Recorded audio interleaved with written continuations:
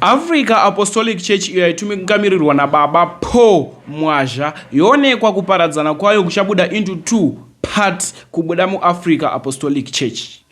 Hurukuro iyi yakaramba ichienderwa mberi zvikanzi ichaita kunge mapart emusangano kana kuti mutongerwo wenyika but zvichiitwa muchechi. Zvambobudiswa nani? Mambo Mutize. Mambo Mutize ndio vari kutrenda mumastreets esocial media. Mambo Mutize vanobuda pamastreets esocial media vachipa chiprofita kune zvinhu zvakasiyana siyana nekubatsira vanhu. So Mambo Mutize vaenderera mberi vachitsidzura nyaya iyi vachiti ndiri kuona kuparadzana kuchaitwa machechi iyi ichabuda into two ende kuchabuda mapati akasiyana muchechi iyi.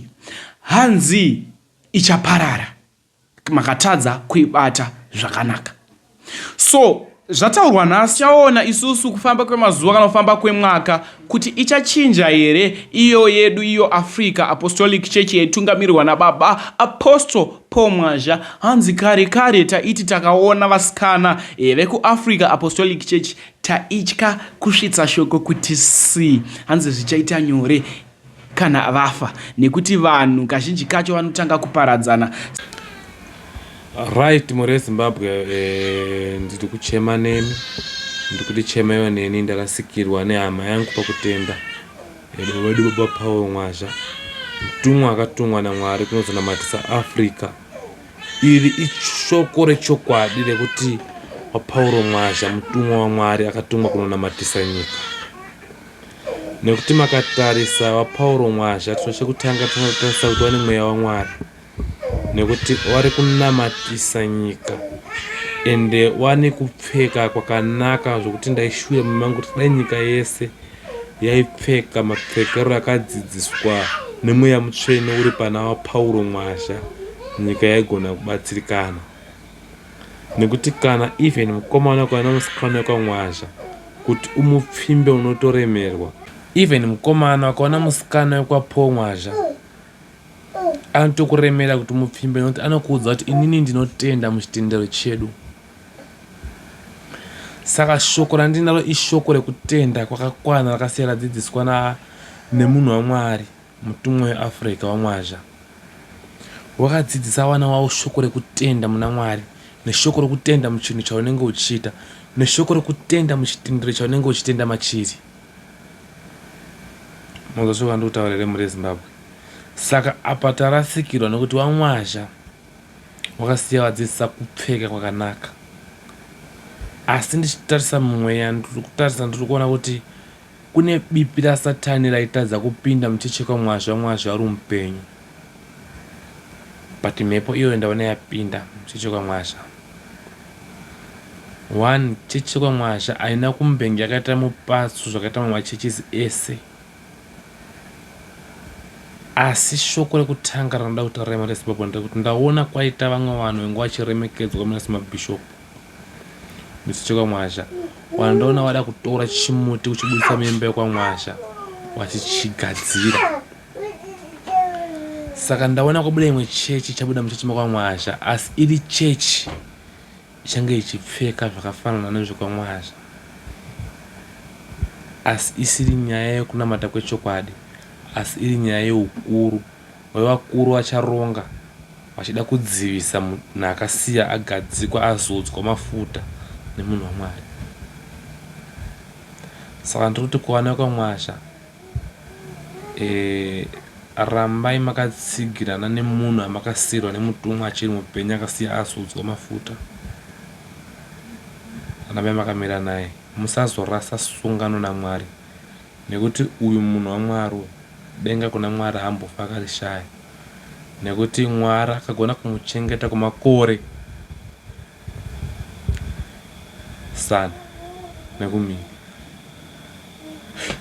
Zvoti Mwari anga achimuda, nekuti Mwari anonzi anotaura kuti ukakudza baba namai vako unoropafadzwa nechipo chemakore. Kudza baba namai vako kuti mazuva ako awedzerwe panyika. Manje isusu vana Mutize hatichazvigone zvaiitwa naPaul Mwazha zvekuremekedza, nekuti chinoita kuti munhu awedzerwe mazuva ekurarama panyika chete rukudzo.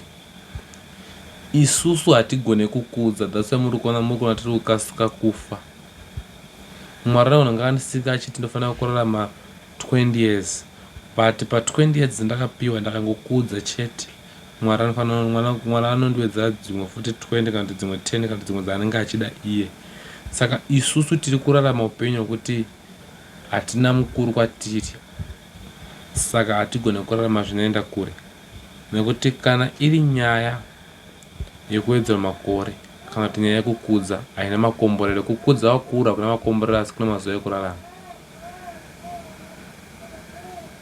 Wakakomborerwa ndo wanotenda kuti Jesu ndiye Mwari. Wasinganamate Mwari wenhema, wanamata Mwari wechokwadi ndo wakakomborerwa zvakaita vana vaMwazha. Wainamata Mwari wechokwadi asina kana chifananidzo, asina kana chii, asina kana chipomero kana ruwara. Hauoni mwana waMwazha akapfeka red kana akapfeka munhu wechirume asina kusunga bhatani nepanapa. Anenge akasunga, anooneka nemunembo. Vanhu kwaMwari vanoonekwa nemunembo. Manzisa zvasiyana needi Johani Masowe yekuti takasiya tadzidziswa naJohani kuti munhu unofanira kupfeka shoti nehembe neuro rakatendera bhati. Vona vanenge vachikupfeka zvavanenge vachida. Ndimona saka satanism kana kuti mweya waSatani wakawana chanzi chekupinda muchechi kwaJohani nenyaya yekuti vanhu havana kugona kuteerera zvengu vakasiya vakarayirwa. But kwaMwazha Mwari akaramba achishandisa mutumwa weAfrica kuti vanhu varambe vakamira pachitsividzo chaakanga akatumwa nacho naMwari. Saka maiona kuti kwaMwazha kwanga kusina problems akawanda kubva mutumwa waMwazha kwanga uri wapenyu. Manzwisa rama dzangu. Saka ndiri kuti aiwa vanhu kwaMwazha rambe makamira makasiba. Wakafa mutumwa ari wapenyu wari muchitendo chokwaMwazha ndine chokwadi chokuti denga wakariwana.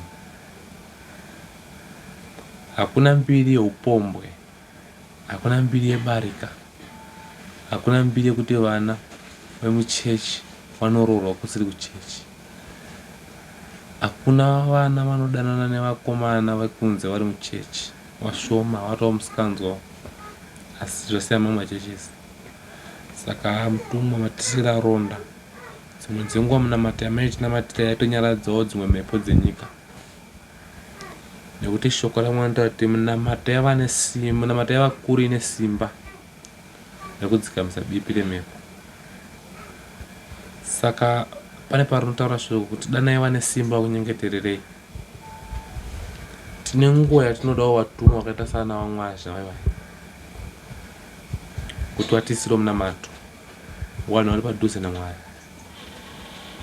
Dzimweni dzenguva vanhu vakadaro vakatisiro munamato zvinhu zvinogona kugadzikana kana kuti nyika inogona kugadzikana kana kuti upenyu hwedu isusu unogona kunge uchitoitawo zvakanaka doko munamato vanhu vakaita sana vaMwazha vaivai.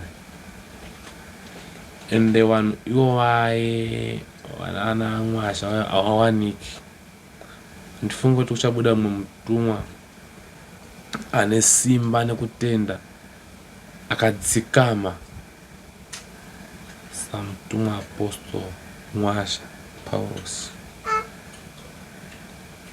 Ndinoona sekuti Mwari ari kudenga vatisirawo chironda chekuti hatigoni kuti Mwari mutsai munhu but tichazoona hedu tega kuti vanhu vaya vari kurasika vakudhara vari kufa vanguva nebasa tichazozviona nguva yapera. Asi maonero yangu ndeyekuti vanhu ivo vai vanoremekedzwa vai vanasana Mwazha vai vanguva nebasa hombe rekunamatira nyika. Ende Mwari aikasika kuwanzwa nekuti ari pano ainamata achiti Mwari rangarirai mutumwa Apostle Mwazha. Handiti saka Mwari vanotarisa kuti Apostle Mwazha acho ndeupi. Ubva tasachichera makuriro yakaita pangaita vanhu 10 chete vanonamatira Apostle Mwazha pavanhu 10 pachake 2 akarurama kuna Mwari kuti Mwari anowanzwa. Saka Mwari angonzwa munomatira vanhu 2 pavanhu 10 vanhu ivo vakutaura shoko rokuti Paulo Mwazha chete. Mwari achatarisa kuti Paulo acho ndeupi obva atarisa Paulo pavanotendeka kwaPaulo. Saka Paulo kana anziva kutendeka kwake naMwari, Mwari anabva anzwa kunamatawo futi kwaPaulo. Hakuna mushonga unounganidza vanhu semaunganidziro angakaitwa naVaMwazha. Uye hakuna mushonga unotaurira vanhu kuti ava ndiMwari. Iyi ndiyo nzira yakaenda kudenga. Hakuna. kana iri mushonga inouya kuno kana tingopa vanhu midzi nemudumbu yemusoro ndo kunoita zvomushonga. Ende mushonga wacho iwo kuti uterwe nevanhu vakaita sevaivai hawanike nando, musiyai hawanike nando. Saka hama dzangu ngaticheme tiri pashoko rimwe chete ende ngatirambe tiri pachidzidzo chimwe chete chekuti mutumwa ngaazorore. Ngatinamatire vaMwasha nechechi yekwaMwasha. Ndiyo imwe chechi yange yakatsigira zinga yeZimbabwe nechiremerera nerukudzo rwanga vachipa kunyika kuvanhu vanoremekedzwa. vaMwasha vanga vachipa rukudzo. Tinobvira takanzwa kuti vaMwasha vari kusapota bato reopposition kana kuti vari kusapota bato riri kutonga kana kuti vari kusapota bato ripi vasingaita zvematongerwo enyika vaita zvekunamata Mwari. Asi ukavabvunzisisa vaitaura kuti isusu tinosapota bato riri kutonga. Ndozvakanyora muBhaibheri izvozvo. Ndoshoko reMwari zvaanotaura. Haaite zvepoliticians. Kana munhu asingaita zvepolitics anosapota bato rinenge richitonga. Ndo zvinenge zvichida naMwari. Ndo mhinduro dzavanopa vanhu vekwaMwasha. Ndodzi mhinduro dzechokwadi because havagone kukwikwidzanisa vanhu, kuenzanisa vanhu nokuti havasi Mwari. Saka hama dzangu ndokuradziwa. Mashoko ekutaurisana ndokuita sei? Ndokuradziwa. Komborerwai. Amen.